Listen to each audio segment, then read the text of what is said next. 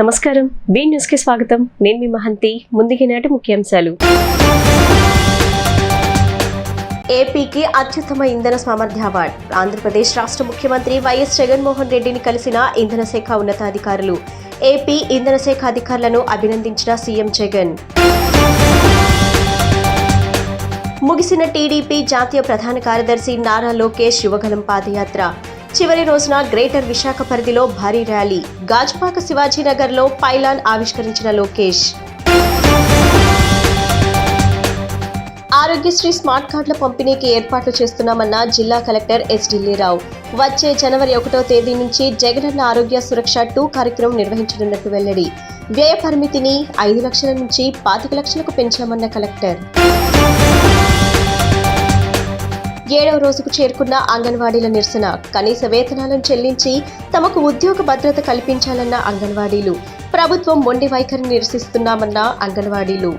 ముఖ్యమంత్రి YS Jaganmohan Reddy AP ఇంధన శాఖ అధికారులను అభినందించారు. ఏపీకి అత్యుత్తమ ఇంధన సామర్థ్య అవార్డు వచ్చిన నేపథ్యంలో సీఎం జగన్ ను ఇంధన శాఖ ఉన్నతాధికారులు కలిశారు. ఈ సందర్భంగా ముఖ్యమంత్రి జగన్ వారిని అభినందించారు. ప్రతిష్టాత్మక నేషనల్ ఎనర్జీ కన్వర్జేషన్ అవార్డు 2023ని ఏపీ దక్కించుకుంది. ఈ కార్యక్రమంలో క్యాంపు కార్యాలయంలో సీఎం జగన్ ను ఇంధన శాఖ ఉన్నతాధికారులు కలిశారు. వారు సీఎం జగన్ ను కలిసి అవార్డు వివరాలను తెలియజేశారు.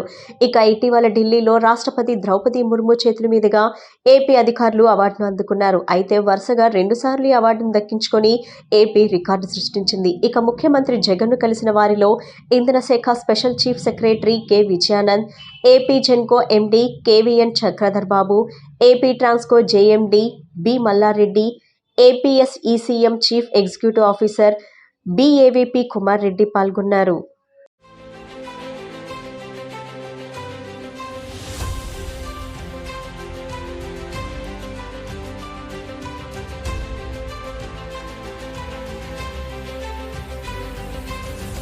తెలుగుదేశం పార్టీ జాతీయ ప్రధాన కార్యదర్శి నారా లోకేష్ చేపట్టిన యువగలం పాదయాత్ర నేటితో ముగిసింది. చివరి రోజున లోకేష్ గ్రేటర్ విశాఖ పరిధిలో పాదయాత్ర చేశారు. పాదయాత్ర ముగింపు సందర్భంగా టీడీపీ శ్రేణులతో పాటు మిత్రపక్షమైన జనసేన శ్రేణులు కూడా విశాఖకు భారీగా తరలివచ్చారు. కుటుంబ సభ్యులు, వేలాది మంది కార్యకర్తలు, అభిమానులు వెంటరాగా భారీ ర్యాలీగా గాజువాక శివాజీనగర్ తరలి వెళ్లిన నారా లోకేష్ అక్కడ పైలాన్ ను ఆవిష్కరించారు. గతంలో చంద్రబాబు నాయుడు చేపట్టిన వస్తున్న మీకోసం పాదయాత్ర ఎక్కడైతే ముగించారో అక్కడే యువగలం పాదయాత్రను కూడా ముగించారు.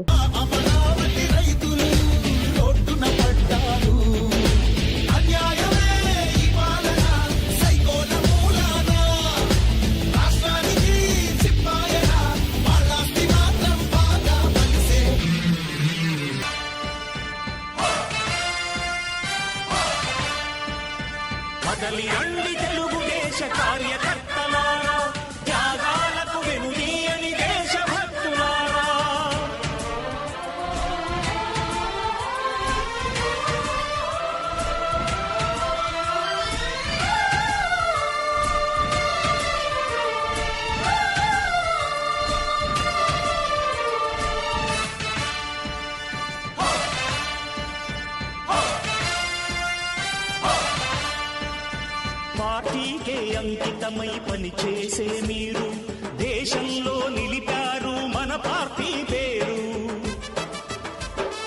పార్టీకే అంకితమై పనిచేసే మీరు దేశంలో నిలిపారు మన పార్టీ పేరు. మారుమూల గ్రామమైన మహానగరమైన బాధ్యతతో క్రమశిక్షణతో మెలిగారు. ఆశయాలు పండించే జీవనదులు మీ సేవలు, మీరే మన రాష్ట్ర ప్రగతి సౌధానికి పునాదులు. అణుశక్తికి 1,000,000 రెట్లు మీ శ్రమ శక్తి, ప్రజలకు చేకూర్చనుంది సుఖము శాంతి. నందమూరి ఆశయ రథ సారథ్యం మీదే, చంద్రబాబు స్వర్ణాంధ్రకు నిర్మాతలు మీరే.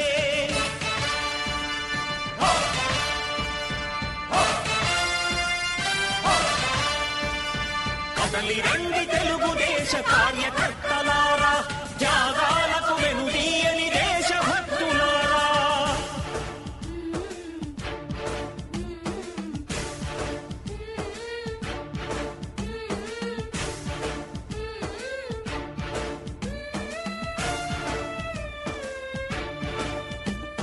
పగలురేయి పార్టీకై కృషి చేసి మీరు ఎన్నెన్నో విజయాలను సాధించారు. పగలురేయి పార్టీకై కృషి చేసి మీరు ఎన్నెన్నో విజయాలను సాధించారు. ఎండనక వాననక క్షణం విశ్రమించక గుండెను జెండాను చేసి ఎగరేశారు. జిల్లాలో 5,36,592 ఆరోగ్యశ్రీ స్మార్ట్ కార్డుల పంపిణీకి ఏర్పాట్లు చేసినట్లు కలెక్టర్ ఎస్ ఢిల్లీరావు తెలిపారు. వచ్చే జనవరి 1వ తేదీ నుంచి జగనన్న ఆరోగ్య సురక్ష 2 కార్యక్రమం నిర్వహించనున్నట్లు వెల్లడించారు. వ్యయ పరిమితిని 5 లక్షల నుంచి 25 లక్షలకు పెంచినట్లు చెప్పారు. స్మార్ట్ ఆరోగ్యశ్రీ కార్డులను కలెక్టరేట్ లో జిల్లా కలెక్టర్ ఎస్ ఢిల్లీరావు ప్రారంభించారు. పలువురికి వాటిని అందజేశారు. ఈ సందర్భంగా ఆయన మాట్లాడుతూ ఆరోగ్యశ్రీ కింద జిల్లాలో 2019 నుంచి ఇప్పటి వరకు వివిధ రకాల చికిత్సలు, శస్త్రచికిత్సల కింద 427 కోట్లు ఖర్చు చేసినట్లు తెలిపారు. ఇప్పుడు వ్యయ పరిమితిని 5 లక్షల నుంచి 25 లక్షలకు పెంచినట్లు చెప్పారు. అనంతరం సెంట్రల్ ఎమ్మెల్యే మల్లాద్ విష్ణు మాట్లాడుతూ ఆరోగ్యశ్రీ వ్యయ పరిమితితో పాటు నెట్వర్క్ ఆసుపత్రులు, చికిత్సల సంఖ్య పెంచినట్టు తెలిపారు. పశ్చిమ ఎమ్మెల్యే వెల్లంపల్లి శ్రీనివాస్ కూడా ప్రసంగించారు. ఈ కార్యక్రమంలో నగర mayor Rayana Bhagyalakshmi, Fibernet chairman P Gautam Reddy, Arogyasri జిల్లా సమన్వయకర్త J Suman, DMHO M Suhasini, ఉప మేయర్లు బెల్లం దుర్గా, అవతూశ్రీ శైలజారెడ్డి, వివిధ సంస్థలు, కార్పొరేషన్ల చైర్మన్లు టి జమలా పూర్ణమ్మ, తోలేటి శ్రీకాంత్, మాధు శివరామకృష్ణ, రాష్ట్ర మైనార్టీస్ కమిషన్ ఉపాధ్యక్షుడు డేనియల్ పాల్గొన్నారు.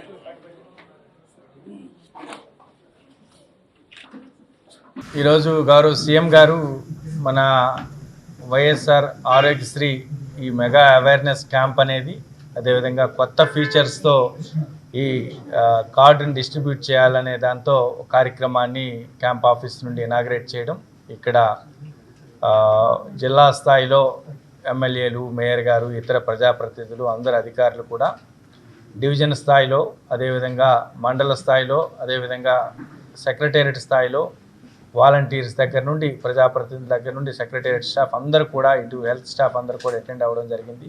చాలా గొప్ప కార్యక్రమం. ఇప్పటి వరకు ఉన్న 5 లక్షలకు వైద్యం ఖర్చు ఇప్పటి నుండి 25 లక్షలకు వచ్చేటట్టుగా అదొక గొప్ప ఇనిషియేటివ్. ఎందుకంటే ఈ సెంట్రల్ గవర్నమెంట్ ఇప్పటికి కూడా 5 లక్షలే ఉంది, మనది 25 లక్షలు అనేది వెళ్తుంది. తర్వాత ఈ కొత్త కార్డు ఏదైతే ఉందో క్యూఆర్ కోడ్తో కూడుకున్నటువంటి ఫీచర్స్తో వచ్చినటువంటి కార్డు, దాంట్లో అది చాలా కార్డు అనేటువంటిది చాలా డీటెయిల్డ్గా అనేటువంటి ఉంది. దాని తగ్గ డిస్ట్రిబ్యూషన్ అనేది మొత్తం 5,36,000 కార్డులు మన జిల్లాకు అనేటువంటి వస్తున్నాయి. దానికి తగ్గట్టుగా దాని డిస్ట్రిబ్యూషను, దాని ఈకేవైసీ చేసుకోవడము, దాని ప్లాన్ అనేటువంటి ఎలా చేయాలని చెప్పేసి గౌరవ సీఎం గారి ఇన్స్ట్రక్షన్స్ ఇవ్వడం జరిగింది. దీనితో పాటుగా మనకి ఇప్పుడు డిఫరెంట్ యాప్స్ అనేటువంటి వైఎస్ఆర్ ఆరోగ్యశ్రీకి సంబంధించిన యాప్ డౌన్లోడ్ చేసుకునేటట్టు కానీ, దిశాకు సంబంధించినటువంటి యాప్ డౌన్లోడ్ చేసుకోవడం కానీ, అదేవిధంగా మన ఇప్పుడు జేఏఎస్ జగనన్న ఆరోగ్య సురక్ష 1 ఏదైతే చాలా గొప్పగా, చాలా గ్రాండ్గా జరిగిందో, దాంట్లో ఉండే రెఫరల్స్కి సంబంధించిన వర్క్ ఏదైనా కంప్లీట్ చేసుకోవడం కానీ, జేఏఎస్ 2 ఇప్పుడు జనవరి 1వ తారీఖు నుండి రాబోతుంది.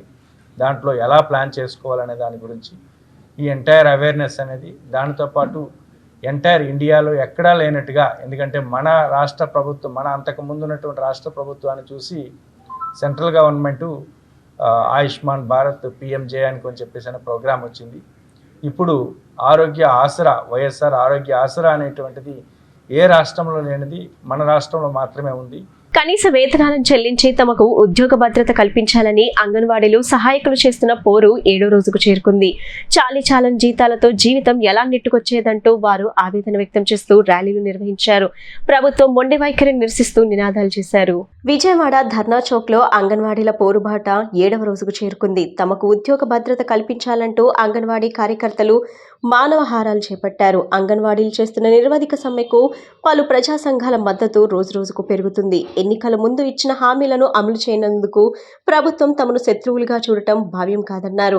గత ప్రభుత్వ హయాంలో 10,500 వేతనంగా వచ్చేదని, ఒక యాప్ ద్వారా మాత్రమే పని చేయించేదన్నారు. ప్రస్తుతం వైకాపా ప్రభుత్వం 4 యాప్ల ద్వారా పనిచేస్తుందని అంగన్వాడీలు మండిపడ్డారు. పనిభారం పెంచడమే గాని సుప్రీంకోర్టు ఆదేశాల మేరకు కనీస వేతనాలు ఇవ్వాలని తెలియకపోవడం విడ్డూరంగా ఉందన్నారు.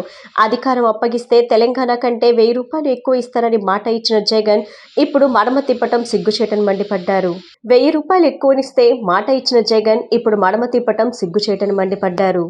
అంగన్వాడీల సమస్యలు పరిష్కరించమని ఈ రోజుకి 7వ రోజు రాష్ట్ర వ్యాప్తంగా కూడా అంగన్వాడీ సమస్యలు పరిష్కరించమని అంగన్వాడీ వర్కర్లు, హెల్పర్లు, మినీ వర్కర్లు ధర్నాలు చేస్తున్నారు, సమ్మె చేస్తున్నారు. రోజు రాష్ట్ర ప్రభుత్వము చర్చలకు పిలిచింది. మొన్న పిలిచి కనీసం మా డిమాండ్ని పరిష్కరించకుండా మేము కనీస వేతనం 26,000 రూపాయలు గ్రాడ్యుటీ అమలు చేయాలి అని మాత్రమే మేము అడుగుతున్నాము. కానీ ఆ 2 అమలు చేయకుండా ప్రభుత్వము ఇంకా మిగతావి ఏమన్నా ఉంటే చెప్పండి మేము ఇస్తాము అని చెప్తున్నారు. అయితే ఈరోజు anganwadi worker, helper, mini worker బతకాలి అంటే ఖచ్చితంగా 11,500తో ఎలా బతుకుతారు అని మేము అడుగుతున్నాం. ఇప్పుడు 2019కి ఇప్పటికి 4 రెట్లు ధరలు పెరిగిపోయాయి. అలాంటి స్థితిలో ఇప్పుడు వచ్చి మీరు సమ్మె చేయకండి అమ్మా, మేము జీతాలు పెంచలేము, మన బొత్స సత్యనారాయణ గారు అడుగుతున్నారు. మీరు కేంద్ర ప్రభుత్వాన్ని అడగండి, మీరు మమ్మల్ని అడుగుతున్నారు అని చెప్తున్నారు. కేంద్ర ప్రభుత్వాన్ని కూడా అడుగుతాము, కానీ మీరేం చేస్తున్నారు అని మేము ప్రశ్నిస్తున్నాం. ICDSకి కేంద్ర ప్రభుత్వం ఇవ్వాల్సిన నిధులను తగ్గిస్తుంటే మీరు రాష్ట్ర ప్రభుత్వంగా ఏం చేస్తున్నారు? మీరు అడగాలి కదా. మీరు అడగకపోగా మాకు నిధులు లేవు కాబట్టి, మాకు బడ్జెట్ తగ్గింది కాబట్టి మీకు ఇవ్వలేము అని చెప్తున్నారు. ఇది చాలా దుర్మార్గమైన చర్య. ఇప్పటికైనా అంగన్వాడీ సమస్యలు పరిష్కరించండి. రాష్ట్ర ప్రభుత్వం చాలా ఆర్భాటంగా తాళాలు పగలగొట్టేసింది అంగన్వాడీ సెంటర్లు అవన్నీ. కానీ పగలగొట్టిన తర్వాత ఏం చేసింది? నిన్న మేము లబ్ధిదారులతో మీటింగ్ పెడితే లబ్ధిదారులు చెప్తున్నారు, మేము మా పిల్లల్ని ఏ ధైర్యంతో పంపించము ఈ సెంటర్లకు అడుగుతున్నారు లబ్ధిదారులు. ప్రజల వద్దకే పాలన తెచ్చి దేశానికి ఆదర్శంగా నిలిచిన ఏకైక ముఖ్యమంత్రి సీఎం జగన్మోహన్ రెడ్డి అని వైసీపీ తూర్పు నియోజకవర్గం సమన్వయకర్త దేవినేని అవినాష్ కొనియాడారు. కులం, మతం చూడకుండా అందరికీ సంక్షేమం అందించారని ప్రశంసల వర్షం కురిపించారు. టీడీపీ అధికారంలో ఉన్నప్పుడు జన్మభూమి కమిటీలతో ప్రజలను దోచుకున్నారని ఆరోపించారు. తూర్పు నియోజకవర్గంలోని రాణిగారితోట 18వ డివిజన్ 83వ సచివాలయ పరిధిలో వైఏపీ సెకండ్ కార్యక్రమం నిర్వహించారు. ఈ కార్యక్రమంలో తూర్పు నియోజకవర్గ ఇన్ఛార్జ్ అవినాష్ పాల్గొని ప్రసంగించారు. వైఎస్ఆర్సీపీకి కార్యకర్తలు, మహిళలే పార్టీకి బలమని అన్నారు. ఒక్క 83వ సచివాలయం పరిధిలో 5,666 మంది లబ్ధిదారులు దాదాపు 14,66,00,000 లబ్ధి పొందారని చెప్పారు. ఏదో ఒక కార్యక్రమం ద్వారా ప్రజల్లో ఉండటమే తమ లక్ష్యమని, స్థానిక నాయకులను ప్రజలకు అందుబాటులో జగన్ నాయకత్వం ఉంచిందని అన్నారు. టీడీపీ అధికారంలో ఉన్నప్పుడు జన్మభూమి కమిటీలతో ప్రజలను దోచుకున్నారని ఆరోపించారు. ప్రజల అవసరాలకు అనుగుణంగా మేనిఫెస్టో రూపకల్పన చేసింది జగన్ ప్రభుత్వమని, ఇచ్చిన మాట ప్రకారం అన్ని హామీలు అమలు చేసిందని అన్నారు. ప్రజల భవిష్యత్కు బాబు గ్యారంటీ కాదు, ముందు కొడుకు లోకేష్ కు హామీ ఇవ్వండి అని ఎద్దేవా చేశారు. 18వ డివిజన్లో కోట్ల రూపాయలు వెచ్చించి అభివృద్ధి కార్యక్రమాలు చేస్తున్నామని అన్నారు. రిటర్నింగ్ వాల్, పార్కులు, రోడ్లు, డ్రైన్స్ వైసీపీ ప్రభుత్వంలోనే అభివృద్ధి చేశామన్నారు. తెలుగుదేశం పార్టీ నాయకులు అసత్య ప్రచారాలకు అలవాటు పడ్డారని అన్నారు. ఈ కార్యక్రమంలో డిప్యూటీ మేయర్ బెల్లం దుర్గా, వైసీపీ నాయకులు భిక్షలరెడ్డి, బాలరాజు, నాగిరెడ్డి, అంజిరెడ్డి, సాయి, కృష్ణారెడ్డి, రాత్తలు, కొమిరి వెంకటేశ్వరరావు తదితరులు పాల్గొన్నారు. మన ఇంటికి మళ్ళీ వస్తున్నారు. ఏమన్నా వస్తున్నారు? మనందరి భవిష్యత్తుకి చంద్రబాబు గ్యారంటీ అని చెప్పని వస్తున్నారు. వచ్చారా మన ఇంటికి? కాగితం పట్టుకోండి. వచ్చారా? మనందరి భవిష్యత్తుకి చంద్రబాబు గ్యారంటీ అని చెప్పని వస్తున్నారు. నేను మనందరం కలిసి తెలుగుదేశం పార్టీ వాళ్ళు ఒకటే అడగాలి. 14 సంవత్సరాలు ముఖ్యమంత్రిగా చంద్రబాబు పనిచేశారు కదా, ఆ రోజు ఇవ్వలేని గ్యారంటీ, షూరిటీ రాబోయే రోజుల్లో చంద్రబాబు ఎలా ఇస్తారు అని చెప్పి మీరు అందరూ అడగాలి. అవును కదా, గత 5 సంవత్సరాలు చంద్రబాబు గారు ముఖ్యమంత్రి, ఆ రోజు మనకైనా గ్యారంటీ ఇచ్చారా? ఆ రోజు మనకైనా షూరిటీ ఇచ్చారా? ఈ రోజు మేము దమ్ముగా ధైర్యంగా జగన్మోహన్ రెడ్డి గారి యొక్క నాయకత్వంలో ఆయన అధికారం ముఖ్యమంత్రిగా సంతకం పెట్టిన దగ్గర నుంచి ఈ రోజు దగ్గర అమ్మఒడి కానివ్వండి, చేయూత కానివ్వండి, ఆసరా కానివ్వండి, వ్యవస్థలే కానివ్వండి, ఏ అర్హత వారికి ఏ పథకాలు అయితే రావాలో ప్రతి ఒక్కరికి, చివరికి కరోనా కష్టకాలంలో కూడా కరోనా వచ్చినప్పుడు మనం అనుకున్నాం కరోనా వస్తుందని చెప్పని, మీరు అనుకోలే, నేను అనుకోలే, ప్రపంచమే అనుకోలే. నేను ఈ ప్రాంతంలో గడప మన ప్రభుత్వం మీ అందరి ఇళ్ళ దగ్గరకు వచ్చినప్పుడు ఈ ప్రాంతంలోనే చాలా మంది మహిళలు చెప్పారు, బాబు మేము ఆ రోజు అంటే మా ఆయన ఏ రోజైతే పనికి వెళ్తే ఆ రోజు వచ్చిన డబ్బులతో మా కుటుంబం గడుస్తుంది. నేను ఏ రోజైతే 10 పని చేస్తేనే నాకు ఆ రోజు డబ్బులతో నేను ఆ పిల్లలకు భోజనం పెట్టగలను.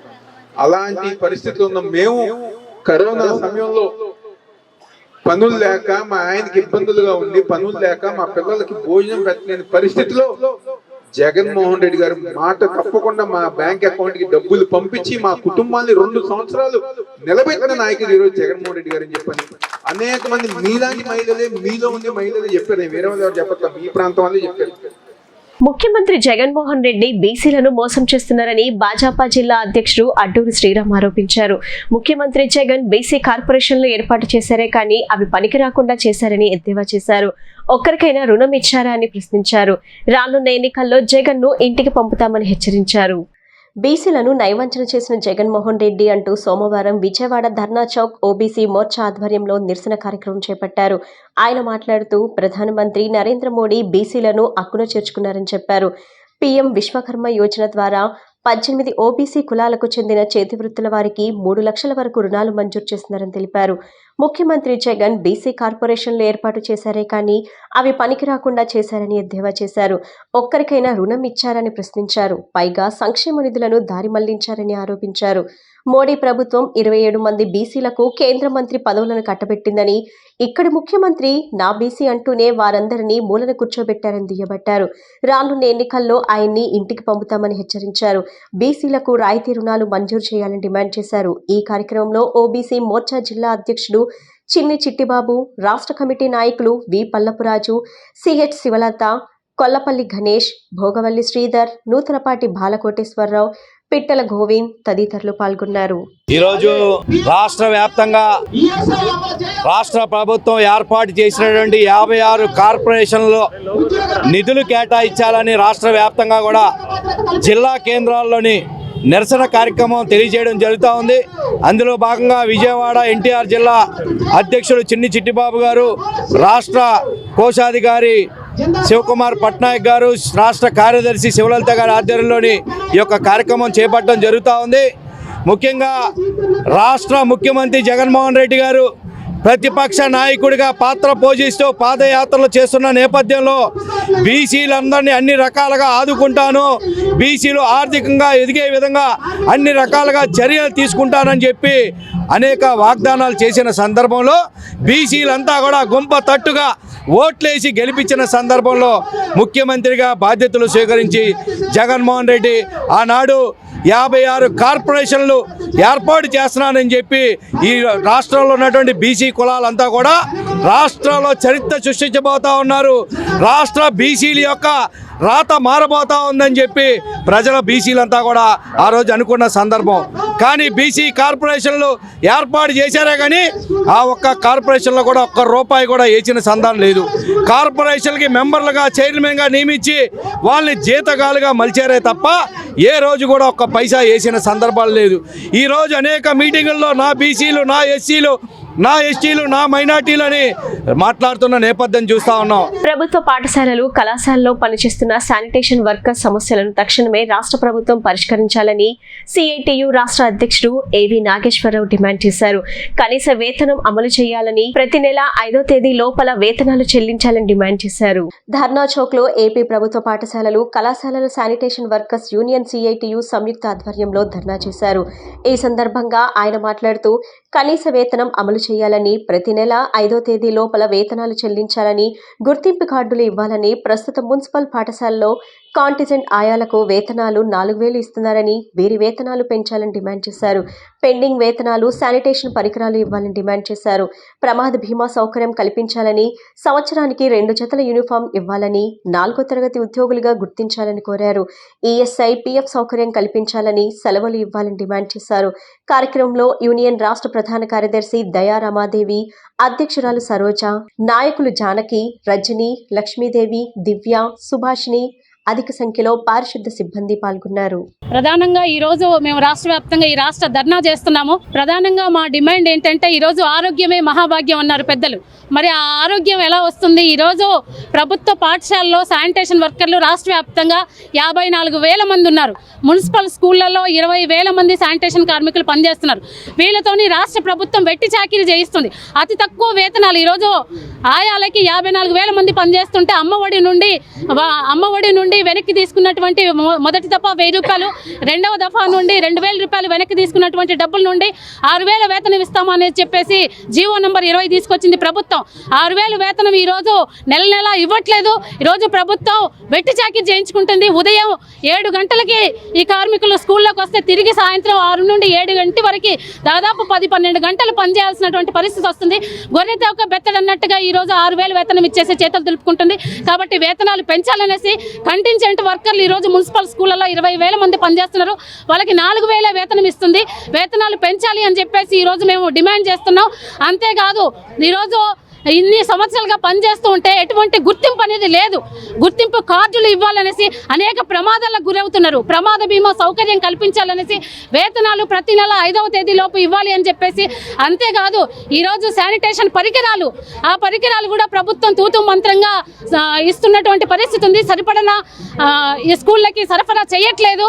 ఈరోజు ఈ వర్కర్లే 1,000 రూపాయల నుండి 1,500 రూపాయలు చీపుర్లు కానివ్వండి, ఫెనాయిల్ కానివ్వండి, మాస్కులు, ఇటువంటి మళ్ళీ వర్కర్ల డబ్బులు పెట్టి కొనాల్సినటువంటి దుస్థితి వస్తుంది. కాబట్టి ఈ శానిటేషన్ పరికరాలన్నీ కూడా ప్రభుత్వమే సరఫరా చేయాలి అనేసి. ఇంకొక దుర్మార్గమైనటువంటి విషయం ఏంటంటే, ఈరోజు బాత్రూమ్లు కడుగుతే ఈరోజు కార్మికులని వాళ్ళ చేసేటటువంటి పనిని అవమానించే విధంగా ఒక యాప్ తీసుకొచ్చేసి బాత్రూమ్లు కడిగింది ఫోటోలు తీసి యాప్లో అప్లోడ్ చేయాలి అనేసి ప్రభుత్వ విధానం ఏదైతే ఉందో ఆ యాప్ని రద్దు చేయాలి అని చెప్పేసి మేము యూనియన్గా డిమాండ్ చేస్తున్నాం. 64వ డివిజన్ కండ్రికలో 15.35 లక్షలతో నిర్మించిన శానిటరీ ఇన్స్పెక్టర్ కార్యాలయాన్ని ఎమ్మెల్యే విష్ణు ప్రారంభించారు. ఈ సందర్భంగా ఆయన మాట్లాడుతూ, గత టీడీపీ పాలన ప్రజలకు ఏమాత్రం ఉపయోగపడలేదని విమర్శించారు. జగనన్న పాలనలో నియోజకవర్గ అభివృద్ధి పనులు శరవేగంగా జరుగుతున్నట్లు వెల్లడించారు. 63వ డివిజన్లో గత 4.5 5.30 కోట్ల విలువైన అభివృద్ధి పనులు చేపట్టగా 64వ డివిజన్లో 7.61 కోట్ల పనులు చేపట్టినట్లు వివరించారు. అలాగే పరిసరాల పరిశుభ్రత కోసం ప్రతి ఒక్క డివిజన్లోనూ శానిటరీ ఇన్స్పెక్టర్ కార్యాలయ నిర్మాణాన్ని ఒక పాలసీగా ముందుకు తీసుకెళ్తున్నట్లు పేర్కొన్నారు. సెంట్రల్ నియోజకవర్గ సర్వతోముఖాభివృద్ధికి అహర్నిశలు కృషి చేస్తున్న సీఎం వైఎస్ జగన్మోహన్ రెడ్డి ప్రభుత్వానికి అండగా నిలవాలని ఎమ్మెల్యే విష్ణు ప్రజలను కోరారు. ఉడా కాలనీలో దాదాపుగా 8 రోడ్లు 50 లక్షల రూపాయలతో, వాస్తవంగా అయితే అది ఉడా కాలనీ చాలా పురాతనమైనటువంటి కాలనీ. దాన్ని 2009లో కానీ 2019లో కానీ దాన్ని అభివృద్ధి పరిచింది మేమే. పవర్ హెడ్ ట్యాంక్ కానీ, రోడ్లు కానీ, అలాగే శానిటేషను సిఆర్డీఏ పరిధి నుంచి, ఉడా పరిధి నుంచి మున్సిపాలిటీలకు కూడా తీసుకొచ్చి ఆ కాలనీ అభివృద్ధికి మెయిన్ రోడ్డు వేయడం కానీ, అలాగే అన్ని మౌలిక సదుపాయాలన్నీ కూడా కల్పించాం. ఇప్పుడు ఒక 8 రోడ్లు పెండింగ్ ఉన్నాయి. సిఆర్డీఏ అధికారులతో మాట్లాడి ఆ 8 రోడ్లు 50 లక్షల ఖరీదైనటువంటి రోడ్లు, అంతర్గత రోడ్లన్నీ కూడా ఈరోజు కొబ్బరిగా కొట్టడం జరిగింది. ఒక 4 రోజులలోపు అన్నీ కంప్లీట్ అవుతాయని చెప్పిన అధికారులు చెప్పారు. ఎందుకంటే ఎక్కడ ఎటువంటి సంబంధించినటువంటి అంశం ఉన్నా కూడా రోడ్లకి ప్రభుత్వం అత్యంత ప్రాధాన్యత ఇచ్చి ఖచ్చితంగా అన్నింటినీ కూడా రోడ్లు లేనటువంటి డివిజను కాలనీలు ఉండకూడదు అనే ఒక సిద్ధాంతంతో పనిచేస్తూ ఉన్నాం. ఖచ్చితంగా అవన్నీ కూడా ప్రజలందరికీ కూడా ఉపయోగపడుతుంది. మన గడప గడపకి తిరిగినటువంటి సందర్భంలో గడపలో వచ్చినటువంటి 20 లక్షల రూపాయలతో పాటు ఇంకా అదనంగా 50 లక్షల రూపాయలు పెట్టి సిఆర్డీఏ నుంచి టెండర్ పెట్టడం జరిగింది. ఏజెన్సీ ఫైనలైజ్ అయింది. పనులు ఈరోజు ప్రారంభించాం. ఒక 4 రోజులలోపు పూర్తి చేయాలి అని చెప్పిన అధికారులు అందరూ కూడా చెప్పడం జరిగింది. దీంతోపాటు ఈరోజు ప్రతి డివిజన్లోనూ కూడా ఒక మోడల్ శానిటరీ ఆఫీసెస్ ఎందుకంటే ఆ డివిజన్లో పనిచేసేటటువంటి శానిటరీ ఆఫీస్ అందరికీ కూడా ఒక అడ్రస్ ఉండి వారు పని చేసుకోవడానికి, అలాగే వారు తీరిక దొరికినప్పుడు ఆఫీసులో ఉండి తిరిగి మళ్ళీ పనులు చేసుకోవడానికి ఒక కేంద్రం ఏర్పాటు చేయడం. ఎందుకంటే ఆంధ్రప్రదేశ్లో అన్ని నగరాల కన్నా, అన్ని ప్రాంతాల కన్నా శానిటేషన్ బాగున్నది అని చెప్పేటటువంటి నగరం ఏదంటే అది విజయవాడ నగరం. ఇది విజయవాడ నగరం అంటే శానిటరీ వర్కర్స్, శానిటరీ ఇన్స్పెక్టర్ వారందరికీ కూడా ఒక అడ్రస్ ఉండాలి. కాబట్టి 18 లక్షల రూపాయలతో ఇప్పటికే ఒక 10 డివిజన్ల వరకు మనం శానిటరీ ఆఫీస్ని అయోధ్య నగర్ కానీ, 58 కానీ, అలాగే 5వ డివిజన్ కానీ, 59 కానీ, అలాగే ఇది కానీ ఒక 10 డివిజన్లకు పైగా శానిటరీ ఆఫీసుల్ని ప్రారంభించుకోవడం జరిగింది. వార్తలు ముగించే ముందు ముఖ్యాంశాలు మరోసారి. ఏపీకి అత్యుత్తమ ఇంధన సామర్థ్య అవార్డు. ఆంధ్రప్రదేశ్ రాష్ట్ర ముఖ్యమంత్రి వైఎస్ జగన్మోహన్ రెడ్డిని కలిసిన ఇంధన శాఖ ఉన్నతాధికారులు. ఏపీ ఇంధన శాఖ అధికారులను అభినందించిన సీఎం జగన్. ముగిసిన టీడీపీ జాతీయ ప్రధాన కార్యదర్శి నారా లోకేష్ యువగలం పాదయాత్ర. చివరి రోజున గ్రేటర్ విశాఖ పరిధిలో భారీ ర్యాలీ. గాజుపాక శివాజీనగర్లో పైలాన్ ఆవిష్కరించిన లోకేష్. ఆరోగ్యశ్రీ స్మార్ట్ కార్డుల పంపిణీకి ఏర్పాట్లు చేస్తున్నామన్న జిల్లా కలెక్టర్ ఎస్ ఢిల్లీరావు.